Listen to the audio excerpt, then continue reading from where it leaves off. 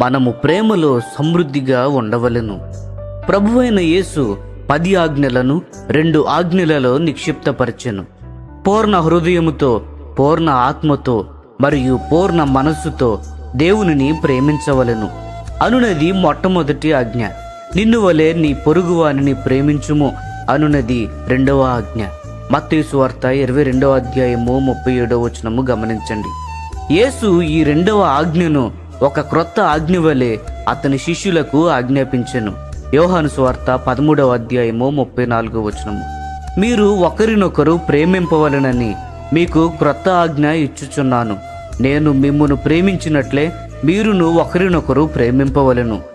ఒక నిజమైన యేసు శిష్యుడు దేవుని కేంద్రిత జీవితము జీవించుటకు కోరుకొనును. జీవితము పట్ల దేవుని చిత్తమునకు భిన్నముగా అతని కొరకు ఎటువంటి లక్ష్యమైనా లేక కోరిక అయినా ఎన్నడూ కలిగి ఉండడు.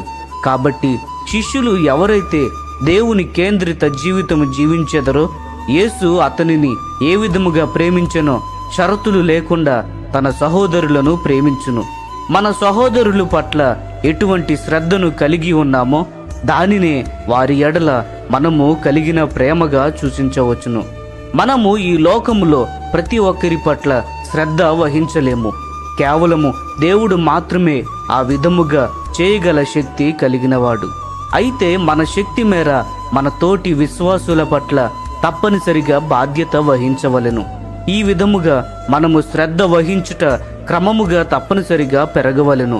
ప్రభువైన యేసు మనలను ప్రేమించిన మాదిరిగానే మన ఇంటిలో మన కుటుంబ సభ్యులను ప్రేమింపవలెను అనువంటిది మొట్టమొదటి మెట్టు. తరువాత ఇటువంటి స్థితిని మనము తప్పనిసరిగా కొనసాగించవలెను.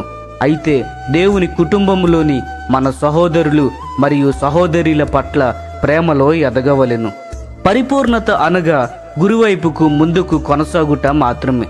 ఫిలిప్పీలకు రాసిన పత్రిక 3వ అధ్యాయము 13-14 వచనములు గమనించండి.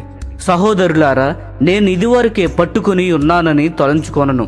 అయితే ఒకటి చేయుచున్నాను, వెనుక ఉన్నవి మరచి వాటిని లక్ష్య పెట్టక ముందున్న వాటి కొరకే వేగిరపరుచు క్రీస్తు యేసునందు దేవుని ఉన్నత పిలుపునకు కలుగు బహుమానమును పొందవలెనని గురి వద్దకే పరుగెత్తుచున్నాను అని పౌలు దృఢ నిశ్చయముగా ముందుకు కొనసాగుతూ ఈ విధముగా చెప్పెను. మొదటిది, దేవుని కేంద్రిత జీవితములో మనము నిందారహితముగాను మిగిలిన వాటన్నిటికంటే ఎక్కువగా ప్రేమించుటయే. మరియు తరువాత రెండవదిగా, యేసు మనలను ప్రేమించిన విధముగానే ఇతరులను మరియు తోటి విశ్వాసులను తప్పనిసరిగా ప్రేమింపవలను. ప్రేమ యొక్క ఈ 2 ఆజ్ఞలు పరసంబంధమైన పిలుపు కొరకు దేవుడు మన ఎదుట ఉంచి ఉన్నాడు. ప్రియమైన స్నేహితులారా, మనము ప్రేమలో సమృద్ధిగా ఉండవలెను.